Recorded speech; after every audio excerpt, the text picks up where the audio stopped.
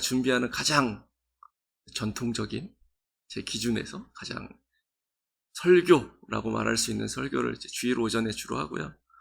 주일 오후에는 오전하고 조금 다르죠? 잘 모르시나요? 그래서 주일 오후에는 이제 나름 이제 강해라고 하는 그런 설교를 합니다. 그래서 수요일 날은 또 조금 다른 설교를 하거든요. 들으시는 분들이 그게 그 설교 같은데 이런 생각을 드실지 모르지만 제 나름대로는 조금씩 좀 다른 설교를 하려고 노력합니다. 그래서 수요일 날은 약간 성경 공부에 가깝게 설교하고 성경 공부를 좀 섞어놓은 설교를 하려고 노력은 하는데 이게 이제 제대로 될 때도 있고 안 될 때도 있고 그렇습니다. 그래서 어쨌든 제가 어제 장로님들께도 이렇게 모여서 말씀드리면서 제 설교에 대한 꿈, 목표가 있는데 그게 뭐냐면 제 설교를 들은 사람들은 다른 목사님 설교 들을 때 시시했으면 좋겠다. 그게 이제 제 목표고요. 그거를 제 설교가 이미 거기에 도달했다 이런 뜻은 아니고 제가 추구하는 최종 목표입니다. 그래서 어쨌든 목사니까 설교를 잘하는 목사가 되고 싶다라는 생각이 늘 가지고 있습니다. 네, 이 수준에 언제 도달할지 아니면 죽기까지 가능은 할지는 확답은 못 드리겠지만 어쨌든 설교를 잘하는 목사가 되고 싶은 생각이 있습니다. 여러분들이 틈이 생각날 때마다 많이 기도해 주십시오. 오늘 우리가 이제 나누는 말씀은 시편 9편 말씀인데 이 9편은 다윗이 지은 시로 되어 있고 그 내용을 보면 다윗이 왕이 된 다음에 뒤를 돌아보면서 매 순간 하나님께서 이렇게 도우셨고 이렇게 나를 위해서 일하셨지라는 것을 이제 생각하면서 하나님께 감사의 찬양을 올려드리는 감사의 시를 이제 담고 있습니다. 근데 그 표제에 보면 9편에 보면 인도자를 따라 물라벤 이 발음이 좀 쉽지 않은 발음이에요. 묻라벤에 맞춘 노래다 이렇게 되어 있습니다. 이 묻라벤 이게 무슨 뜻이냐면 아무도 모릅니다. 이게 성경에 여기 딱 한 번 나오는 단어인데 이 히브리어라는 게 한동안 안 쓰이던 언어였는데 이제 다시 이스라엘 백성들이 독립하면서 그 어간에 이제 히브리어를 다시 사용하기 시작했거든요. 그래서 오랫동안 안 쓰여졌던 단어이기 때문에 이 문라벤이라는 단어가 정확히 무슨 뜻인지는 이제 학자들도 잘 모릅니다. 그런데 이제 추측하기를 이 비슷한 의미의 단어들을 이렇게 추측해 보면 아마도 물론 이게 이제 직역을 하면 아들이 죽었다 뭐 이렇게도 해석할 수 있고 또 다른게 해석도 할 수 있는데 그래서 이게 악기 이름인가 이렇게 추측을 하기도 하고 아니면 어떤 노래의 이름이다 제목이다라고 얘기하기도 하고 어떤 이렇게 노래를 부르는데 곡조 우리나라도 이게 장단이 있죠. 옛날 민요의 장단 그런 이름일 수도 있다 뭐 이렇게 추측은 하는데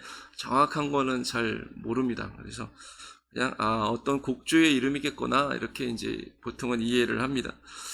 그리고 성경 강의하고는 상관이 없는데 16절에 있지는 않았습니다만 16절 끝에 보면 히가욘이라는 단어도 있습니다. 히가욘. 이 말도 사실은 이제 정확히 무슨 뜻인지는 이제 모르는데 크게 둘 중에 하나일 거다 이렇게 얘기를 합니다. 그래서 묵상하다, 숙고한다 이런 의미가 있기 때문에 요쯤에 걸쳐서 잠깐 노래를 멈추고 이렇게 사람들로 하여금 이렇게 생각할 수 있도록 묵상할 수 있도록 시간을 잠깐 줘라. 오늘날로 치면은 이제 쉼표 약보 중에 쉼표가 좀 긴 부분 뭐 이렇게 이제 이해하기도 하고 아니면 요 부분에 있어서 이제 사람들이 생각을 좀 할 수 있도록 베이스음이 강한 악기들을 연주해라 뭐 이런 의미로도 이해하기도 합니다. 그래서 정확한 건 잘 모르지만 어쨌든 성도들로 하여금 이 노래를 부르던 사람들이 혹은 듣던 사람들이 하나님의 은혜에 대해서 이 시편 내용에 대해서 생각하고 묵상할 수 있도록 뭐 악기를 연주하든 아니면 잠시 쉬든 그렇게 하는 것으로 이렇게 히가연이라는 단어를 이제 이해를 합니다. 근데 셀라는 많이 나오죠. 셀라. 이게 무슨 뜻일까요? 네? 좋다?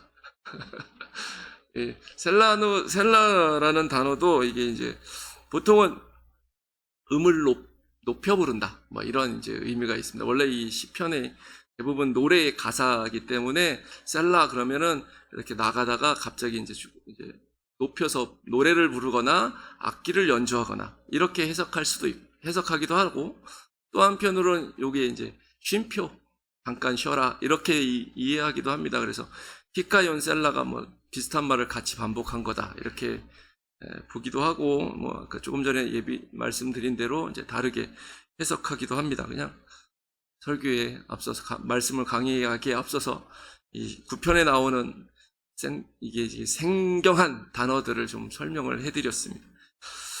자, 오늘 조금 전에 말씀드린 대로 이 시편 9편은 다윗이 하나님께 이제 감사하는 내용입니다. 1절 말씀에 우리가 읽지는 않았지만 1절 말씀을 보면 내가 전심으로 여호와께 감사하오리니 하오며 주의 모든 기이한 일들을 전하리이다 이렇게 이제 시작을 하죠. 그러니까 이 다윗이 왕이 되고 나서 뒤를 돌아보니까 하나님이 자기에게 베풀어진 은혜와 그 사랑이 보호하심이 너무나도 감사해서 내가 하나님께 감사를 드리고, 또 하나님이 나를 도와주신 것들을 하나하나 생각해 보니까 정말 기이하다, 그러니까 놀랍다라고 이제 하나님께 고백을 하는 것이죠. 이거 나만 알고 있기가 좀 너무 아까우니까 내가 주변 사람들에게 다 널리 전파해서 하나님이 이렇게 나를 도와주셨고 나를 구원해 주셨고 하나님이 이렇게 의로운 분이시다라는 것을 얘기하겠다 이렇게 고백을 합니다. 그러면서 이런 다윗의 고백이 사실이라는 것을 우리는 성경을 보면 잘 알 수 있습니다. 이 사무엘 하를 보면 하나님께서 다윗을 어떻게 보호하셨는지, 하나님께서 다윗을 어떻게 인도하셨는지 우리가 잘 읽을 수 있는데, 다윗이 왕이 되기 전에 목동이었죠. 이새의 8번째 아들로서 이제 양을 치던 그런 목동이었는데, 이런 목동 시절에도 하나님께서 다윗을 지켜주셨습니다. 다윗이 이제 목동 시절에 골리앗과 한번 싸우러 나가는 경험이 있는데, 이 골리앗과 싸우러 나가기 전에 이 사울왕 앞에서 다윗이 뭐라고 고백을 하냐면, 여호와께서 나를 사자의 발톱과 곰의 발톱에서 건져내셨은즉 나를 이 블레셋 사람의 손에서도 건져내시리이다 이렇게 고백을 합니다. 그러니까 이 목동 시절에 다윗은 사자하고도 싸워야 됐고 곰하고도 싸워야 했다라고 얘기를 합니다. 뭐 물맷돌로 가지고 싸울 수도 있고, 또 다른 표현을 보면 뭐 다윗이 표현은 그렇게 하고 있어요. 수염을 잡았다 막 이렇게 표현하고도 있는데, 정말 어떻게 싸웠는지 모르지만 이 양을 지키기 위해서 이 사자와 곰하고도 싸워야만 했는데 그때마다 하나님께서 나를 지켜주셨습니다 이렇게 고백을 하는 것이죠. 저는 사자랑 싸워본 적이 없습니다. 곰하고도 싸워본 적이 없어요. 그래서 이렇게 얼마나 위험한지는 잘 모르겠지만, 그냥 내가 직접 싸워보지 않았어도 이 사자와 곰하고 맞닥뜨리는 것이 얼마나 무섭고 위험한 상황인지는 충분히 이해를 합니다. 근데 이런 목동 시절에 하나님께서 다윗을 지켜주셨는데, 한 번도 아니고 아마도 여러 번일 수 있는데 그때마다 하나님께서 다윗을 지켜주셨기 때문에 이 다윗이 생각할 때, 정말 되돌아보니까 하나님의 크신 은혜였다, 놀랍다 이렇게 이제 고백을 하는 것이죠. 더군다나 이 목동 시절에 골리앗하고도 싸워서 이겼으니까, 골리앗의 크기가 2m 한 90, 70 뭐 이렇게 얘기를 하는데, 이런 엄청 큰 이 장군과 싸워서 이 물맷돌 하나로 이긴 그것은 정말 하나님의 은혜가 아니면 설명할 길이 없으니까 다윗의 고백이 맞겠죠. 그리고 또한 다윗이 사울 왕 밑에서 이제 장군으로서, 군대 장관으로서 복무할 때도 많은 전쟁들을 치러야만 했습니다. 근데 그때마다 하나님께서 지켜주셨습니다. 사울이 한 번은 다윗을 죽이고 싶어서 이 부하들한테 이제 다윗에게 말을 하나 전하라고 얘기합니다. 블레셋 사람 100명만 죽여오면 왕의 사위가 될 수 있어. 다윗이 말로는 왕의 사위가 되는 게 아무나 되는 거냐 이러고서 블레셋 사람한테 가서 200명을 죽여옵니다. 그러니까 이 다윗이 이 수많은 전쟁들을 치르는데 그때마다 하나님께서 다윗은 내가 이 전쟁터에서 안전하고 살 수 있었던 것은 하나님이 도와주셨다. 하나님의 구원하심이었다라고 고백을 하는 것이죠. 그리고 이 사울왕이 계속해서 다윗을 죽이려고 했기 때문에 다윗은 열심히 도망가는데 어느 날 다윗이 요나단을 만나서 하는 말이 나와 죽음 사이는 한 걸음뿐입니다. 이렇게 고백을 하기도 합니다. 그러니까 그만큼 위험한 상황들이 아주 많았는데 그때마다 하나님이 다윗을 특별히 보호하셨기 때문에 다윗이 살아남아서 왕이 될 수 있었다라는 것이죠. 그래서 그런 것들을 생각하면서 다윗이 하나님 정말 감사합니다. 하나님이 행하신 일 정말 큰 일입니다. 놀라운 일입니다. 라고 고백을 하는 것이죠.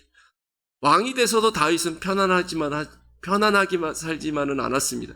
여전히 왕이 돼서도 이웃 나라들과 많은 전쟁을 치러야 됐습니다. 그 전쟁터라는 것이 왕이라고 해서 더 안전하냐? 그렇지 않거든요. 오히려 더 위험할 수도 있죠. 그래서 이 대적이 왕만 죽이면 손쉽게 승리할 수도 있기 때문에 일부러 왕을 집중적으로 공격하는 때도 있습니다. 그렇기 때문에 다윗은 더 위험한 그런 상황에 있었다라고 얘기할 수 있는데 돌아보니까 하나님께서 그때마다 지켜주셨거든요. 오늘 성경에 보면 이 사무엘상 하 21장 17절에 보면 블레셋과 이 다윗의 군대가 전쟁을 치를 때 블레셋 사람 중에 여러분 아마 기억하시는 분이 한 명도 없을 텐데 이스비 분옥이라는 사람이 있었습니다. 블레셋 사람 이름이 뭐라고요? 한 번 듣고 외우시네요. 이 사람이 있는데 골리앗처럼 큰 사람이었던 것 같아요. 근데 이 사람이 다윗을 쳐서 다윗을 죽일 뻔했습니다. 거의 죽일 뻔했는데 이 다윗의 부하 중에 아비새라는 사람이 극적으로 도와서 이 다윗을 구출해냅니다. 그래서 이 전쟁이 끝난 다음에 다윗의 부하들이 뭐라고 얘기하냐면 이제 왕은 전쟁터 우리랑 같이 나가지 마십시오. 죽을 뻔했잖아요. 이제는 나가지 마십시오. 이렇게 얘기할 정도로 다윗은 전쟁터를 치르면서 많은 위험을 겪었던 것이죠.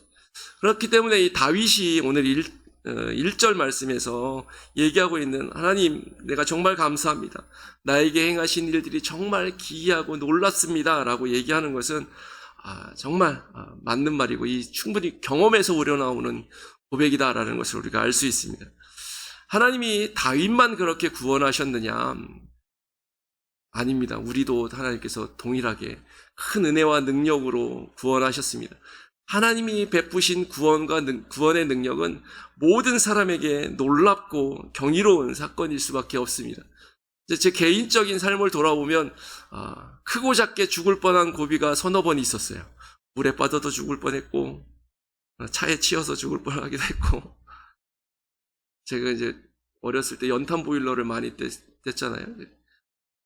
그 연탄가스도 마시고 병원에 실려가기도 하고 병원에 도착하기 전에 깨나니까 보통 부모님 같으면 그래도 검사를 받아보자 그럴 텐데 깨어났어? 그러면 돌아가자. 그래서 집으로 돌아와 버렸어요.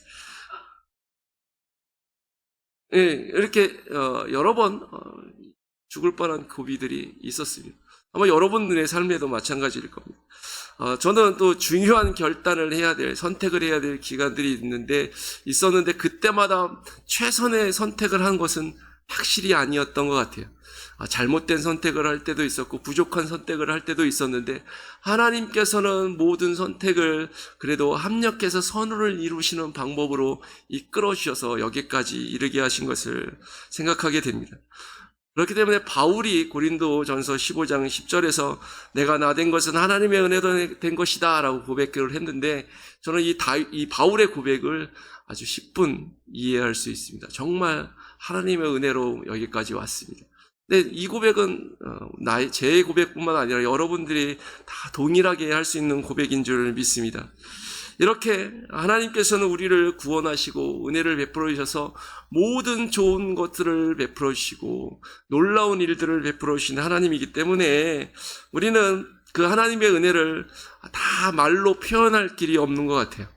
내 짧은 머리로 다 이해하기도 힘들고 말로 형용할 수도 없고 내가 모든 것을 다 하나님께 드려서 감사한다고 할지라도 부족한 것이다 라고 얘기할 수밖에 없는 아주 큰 하나님의 사랑을 받았습니다. 그래서 할 수만 있으면 최선을 다해서 다윗처럼 감사하고 찬양하는 것이 우리의 마땅한 본분이다라고 얘기할 수 있겠죠. 다윗이 이렇게 하나님이 베풀어 주신 그 은혜를 감사하고 찬양하면서 하나님 앞에 고백을 하는데, 특별히 2절 말씀에 보면 다윗이 이렇게 고백을 합니다. 내가 주를 기뻐하고 즐거워하며 지존하신 주의 이름을 찬송하겠습니다. 이렇게 고백을 하고 있습니다. 다윗에게 하나님께서 베풀어 주신 구원의 능력은 이미 말씀드렸다시피 다 우리가 알고 있는 얘기고, 다윗이 오늘 시편 9편에서 말씀하고 있는 것처럼 하나님은 의로운 재판장이라서 모든 사람들을 의롭게 재판하시기도 하시는 분이고, 모든 사람들이 어려운 가운데 있을 때 그들의 높은 요새처럼 안전한 피난처가 되어주시는 분이기도 하시고, 그래서 하나님은 이 다윗뿐만 아니라 하나님을 믿고 구원받은 모든 사람들에게 그렇게 하나님의 놀라운 은혜를 베풀어 주셨는데, 다윗은 오늘 우리가 읽은 2절 말씀에서 하나님이 베풀어 주신 그 놀라운 은혜들을 내가 기뻐하고 찬양합니다 라고 얘기하지 않고 하나님을 기뻐하고 즐거워합니다, 그래서 찬양합니다 라고 얘기하고 있습니다. 하나님이 베풀어 주신 그 놀라운 일을 기뻐하는 것이 아니라 그 놀라운 일을 행하시는 하나님을 기뻐한다. 이게 너무나도 당연한 일인데 너무나도 중요한 원리입니다. 다윗은 어쩌면 우리 중에 우리보다 훨씬 큰 은혜를 받아서 놀라운 은혜들을 경험했는데, 그 놀라운 은혜들 때문에 기뻐하고 좋아하는 것이 아니라 그 일을 행해 주신 하나님 자체를 기뻐하고 즐거워하고 있다는 것이죠. 여러분, 어린아이들이 부모님이 밖에서 선물을 사들고 오면 너무 좋아합니다. 시선이 어디로 가시죠? 그렇죠? 잘 알고 계시죠? 그래서 부모님보다는 어린아이들은 그 엄마가 아빠가 사오는 그 선물, 그것이 당장 더 좋아하는 그런 표정을 짓습니다. 그런데 성장하게 되면 선물보다 부모님, 엄마 아빠를 더 좋아해야지만 얘가 좀 생각이 좀 컸다, 철들었다, 이렇게 얘기할 수 있는 것이죠. 근데 다윗은 바로 그런 거예요. 하나님이 베풀어 주신 구원, 그 도우심 너무 좋죠. 하나님이 베풀어 주신 그 안전한 피난처 너무 안전하고 좋습니다. 그렇지만 다윗은 그것보다 이것을 나에게 주시는 하나님이 나는 더 기쁘고 하나님이 더 좋다라고, 그것이 하나님이 더 즐겁다라고 말씀해 주고 있는 것입니다. 우리는 이 어린아이 신앙에서 장성한 신앙으로 자라나야 될 줄 믿습니다. 하나님이 주신 선물도 좋지만 하나님을 더 기뻐하는 사람들이 되어야 하는 것이죠. 우리 교단의 요리문답, 공식적으로 채택한 요리문답이 웨스트민스터 소요리문답, 대요리문답, 신앙고백서 이런 것들이 있는데, 이 소요리문답 제1문, 그러니까 첫 번째 질문, 많은 분들이 알고 계실 거예요. 사람의 제일 되는 목적이 무엇이냐?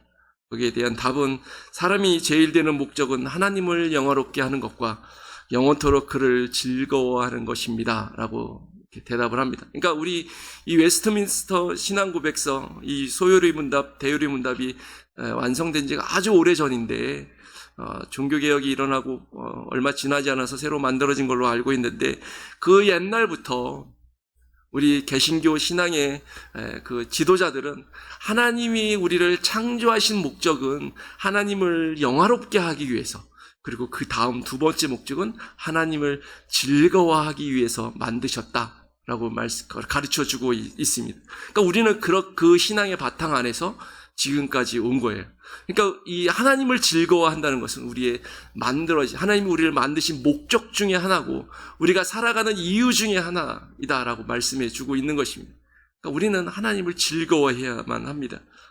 이것이 우리의 마땅한 본분이기 때문에 그렇습니다. 그렇다면 하나님을 즐거워한다는 게 무엇일까요? 하나님이 맨날 재밌는 얘기 해주셔서 우리를 즐겁게 해주시는 것도 아니고, 하나님을 즐거워한다.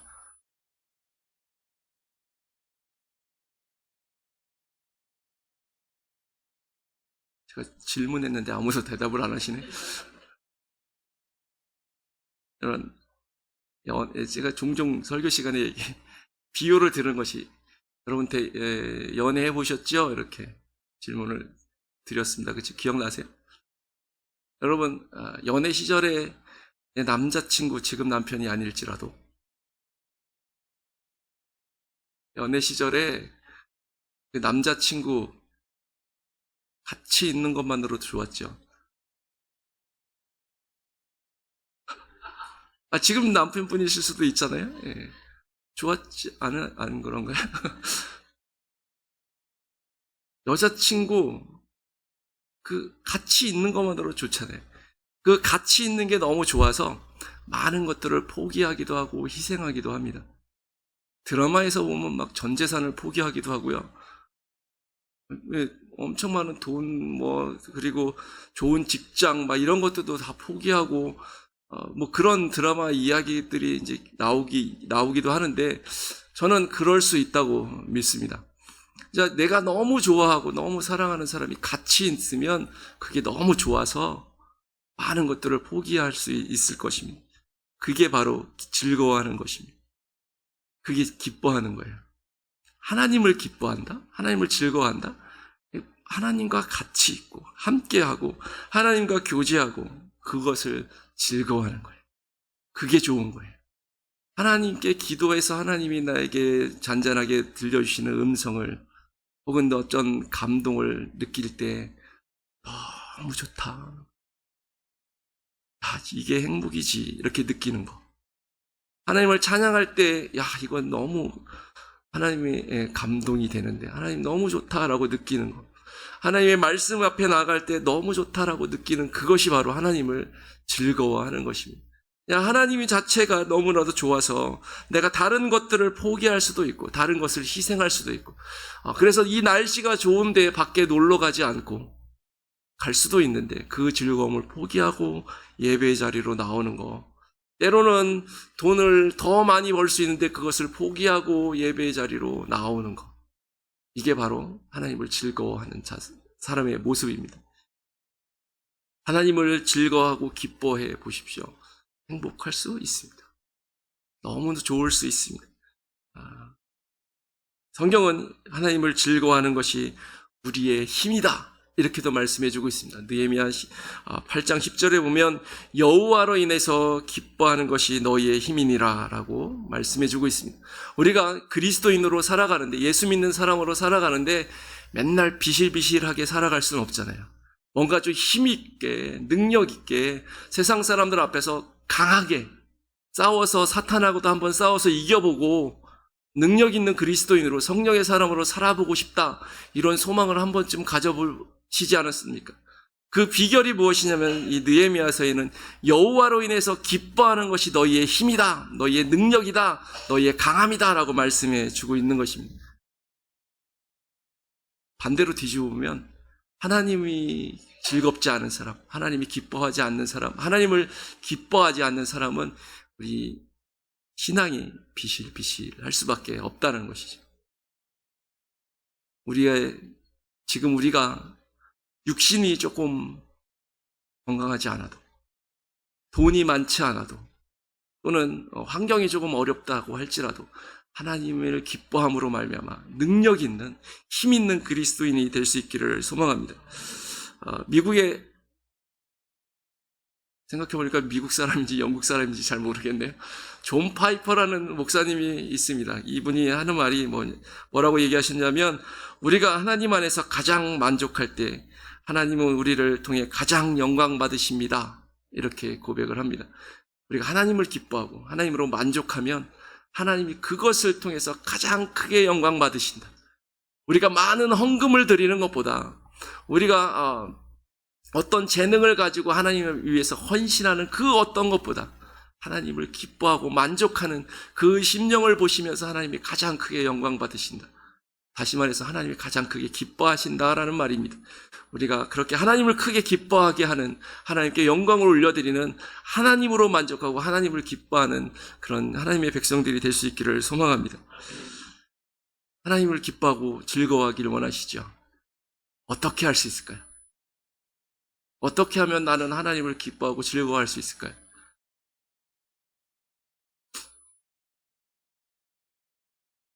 오늘 뭔가 물어보면 아무도 대답을 안 하시네요. 10절 말씀을 같이 읽습니다. 10절 말씀에 여호와여 주의 이름을 아는 자는 주를 의지하오리니 이는 주를 찾는 자들을 버리지 아니하심이니이다. 여호와여 주의 이름을 아는 자들은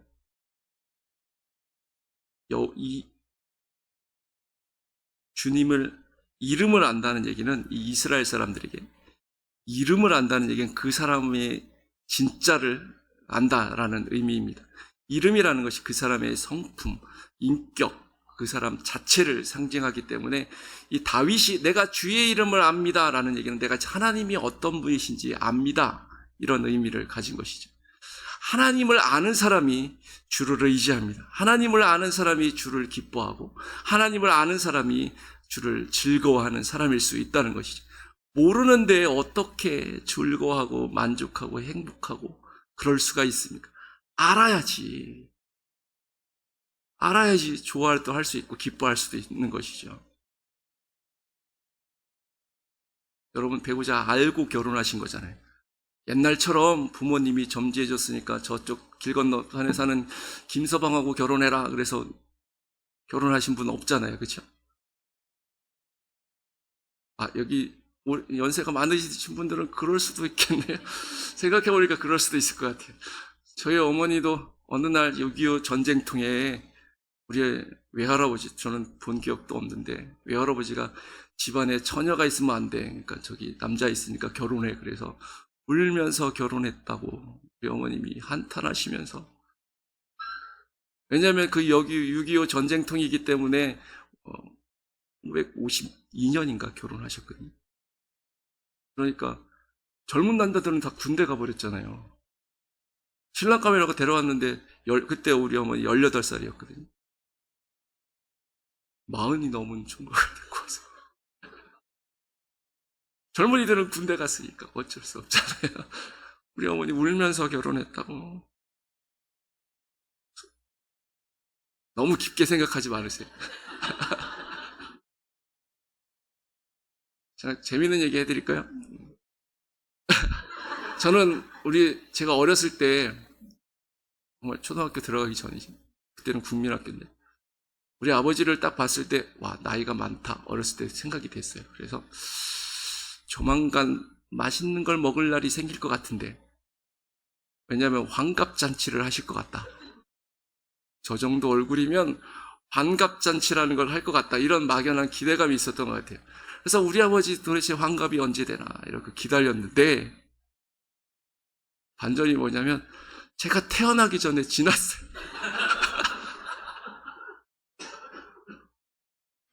나중에 알았어요. 우리 아버님 심지어 돌아가신 다음에 알았어요.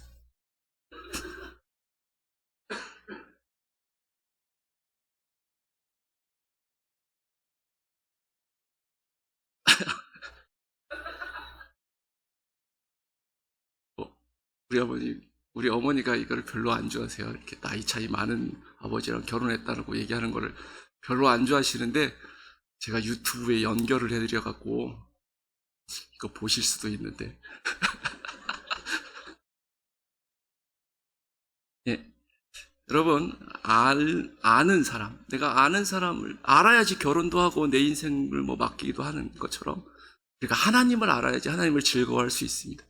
하나님을 제대로 알아야 되는 거죠. 어설프게 알면 우리가 어설프게 하나님을 즐거워할 수밖에 없기 때문에 알아도 제대로 알아야 되는데 어떻게 알아야지만 제대로 하나님을 알 수 있느냐? 일단 지식적으로 알아야 됩니다. 하나님에 대해서 이 성경이 뭐라고 얘기하고 있는지, 신학에서는 하나님에 대해서 뭐라고 정의하고 있는지 우리가 배워서 알아야만 합니다. 이 지식적으로 알지 못하면 아무것도 안 돼요. 그래서 성경을 읽기도 하고 성경 공부를 하기도 하고 해서 이 뼈대, 우리의 신앙의 뼈대를 잘 세워야만 하나님을 알 수 있습니다. 한 가지 이 하나님에 대해서 신학적으로, 성경적으로 정의를 내려놓은 게 있는데 조금 전에 말씀드렸던 웨스트민스터 소유리 문답 네 번째 문제가 하나님은 어떤 분이시냐라는 건데 거기에 대한 답이 이것입니다. 하나님은 신이신데 그의 존재하심과 지혜와 권능과 거룩하심과 공의와 인자하심과 진실하심이 무한하시며 무궁하시며 불변하신다. 이게 하나님에 대한 소유리 문답의 정의입니다. 그러니까 이런 내용들을 우리가 다 외우지는 못한다고 할지라도 어렴풋하게라도 알고 있어야 돼요. 하나님은 무한하시고 무궁하시다, 무한이 없으시다라는 것이죠. 그리고 변하지 않는 불변하시는 하나님이신데 어떤 것이 변하지 않느냐? 그의 존재하심이 무한하고 무궁하고 변하지 않는다. 그의 지혜가 무한하고 무궁하고 변하지 않는다. 그의 권능이, 그의 거룩하심이, 공의와 인자하심이 무한하고 무궁하고 변하지 않는다. 이렇게 가르쳐주고 있다는 것이죠. 이런 하나님에 대해서 우리가 지식적으로 알고 있어야만 합니다. 이 지식은 저절로 생기는 게 아니기 때문에 우리가 시간 들이고 또 우리의 몸을 투자해서 배우는데 열심을 내야지만 하나님을 알 수 있어요. 그냥 공짜로 아는 것은 없잖아요. 그래서 일주일에 주일 낮 예배 한 번 드리는 분보단 이렇게 오후 예배까지 2번 드리는 분들이 더 많이 알겠죠? 수요일까지 3번 드리면 더 많이 알겠죠? 금요일까지 하면 더 많이 알겠죠? 제가 하반기 때 신방이 끝나면 성경 공부반을 오픈하려고 계획 중에 있습니다. 더 많이 알겠죠? 네, 토요일 날 못 나오시는 분들을 위해서 평일 저녁에도 할 거고 똑같은 내용으로 토요일도 할 겁니다. 그때 되면 광고를 다시 하겠지만 많이 참석해 주시기 바라요. 은퇴하신 분들 오셔도 됩니다. 아멘 소리가 조금 작았어요. 네. 여러분 아는데 우리의 열정을 들여야만 합니다. 지식적으로 아는 건 어떤 분들은 그것보다 다른 지식이 다르게 아는 것이 중요하다 뭐 이렇게 얘기를 하는데 지식적으로 아는 것도 중요합니다. 그래서 배워야 되고 그 확신한 가운데 우리가 거해야만 온전한 신앙인으로 하나님을 기뻐하는 사람으로서 될 수 있는 것이죠. 그리고 또한 하나님을 아는 것은 단순히 지식적인 것만으로는 가지고는 안 됩니다. 이거는 분명한 한계가 있기 때문에 이 경험을 통해서 하나님을 아는 것이 또한 필요합니다. 그래서 성경에서 이 말씀에서 내가 배운 바대로 정말 하나님이 그렇게 일하시는 분인지 내가 한번 믿고 한 발짝 내딛어 보는 그런 믿음이 우리에게 있어야만 합니다. 그러면 하나님께서 말씀하신 대로 일하세요. 우리가 배운 대로 일하시는 분이 바로 우리가 믿는 하나님이세요. 그렇게 하나님, 내가 어려운 일이 있을 때 하나님께 기도해보고 하나님이 말씀하신 대로 살아보고 의지해보고 하면 하나님이 일하시는 것들을 경험하고 그렇게 체험할 때 내가 머리로만 알고 있던 하나님이 내 경험을 통해서 하나님 진짜 이런 분이구나 라는 것을 알게 되는데 그 아는 것이 우리에게 더더욱 중요하고 필요한 것이죠. 그 알을 통해서 우리는 하나님을 더욱더 깊이 알아갈 수 있고 더 풍성히 알아갈 수 있고 그만큼 더 하나님 앞에 즐거워합니다. 기뻐합니다라고 고백할 수 있게 될 줄 믿습니다. 그런데 이 경험으로 하나님을 아는 것은 우리 혼자 안 됩니다. 지식을 아는 것은 내가 열심히 공부하면 되지만 경험을 통해서 내가 하나님을 아는 것은 성령님께서 도와주셔야만 해요. 고린도전서 2장 말씀에 보면 이 바울이 고린도 교회에 복음을 전할 때 내가 너희에게 복음을 전할 때 사람의 지식으로 하지 않고 성령의 나타나심과 능력으로 했다. 이렇게 설명을 합니다. 그러면서 10절 말씀에 오직 하나님이 성령으로 이것을 우리에게 보이셨나니 성령은 모든 것 곧 하나님의 깊은 것까지도 통달하시느니라 이렇게 말씀해 주고 있습니다. 그러니까 하나님이 우리에게 보여주시고 알게 하시고 깨닫게 해주셔야만 우리가 경험을 통해서 하나님이 행하시는 일들을 알고 분별할 수 있게 된다는 것입니다. 성령님이 알려주시지 않으면 이게 사람이 한 일인지 하나님이 하신 일인지 분별할 수가 없어요. 이게 사람이 했다라고 생각하면 신기하네 이러고 넘어가게 되는 것이죠. 야, 정말 대단하네 이러고 넘어가는데, 우리가 하나님께서 깨닫게 해주시면 이 일이 하나님이 하신 일이구나라는 것을 깨달아 알고 하나님께 감사, 찬양, 영광을 돌릴 수 있게 되는 것입니다. 그러므로 우리는 하나님이 행하신 일들을 분별해서 경험적으로 알기 위해서 성령님의 도우심을 구하는 그 믿음의 자리로 나아가야지만 하나님에 대해서 풍성히 알 수 있는 지혜를 얻을 수 있게 되는 것이죠. 다윗이 고백하듯이 내가 하나님의 이름을 알았습니다라고 고백할 수 있는, 진짜 하나님이 어떤 분이신지 내가 알았습니다라고 고백할 수 있는 그 비결이 바로 성령님이 나로 하여금 깨닫게 해주실 때 가능하다라는 것이죠. 그래서 우리가 쉼 없이 성령님의 충만함, 다시 말해서 성령님의 인도하심을 구하는 기도를 하나님께 드리면서 믿음으로 나아가야만 한다는 것입니다.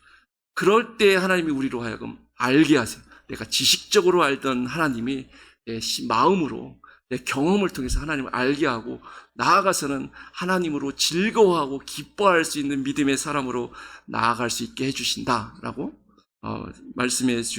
성경은 말씀해 주고 있는 것입니다. 여러분, 우리는 그런데 성령님이 우리와 이미 함께 하고 계세요. 예수님을 믿을 때 성령님이 우리 안에 들어오셨고 함께 하고 계십니다. 그렇기 때문에 하나님을 알 수 있는 자격과 능력이 다 주어져 있는데, 문제는 아직 충분하지 않다라는 데 있습니다.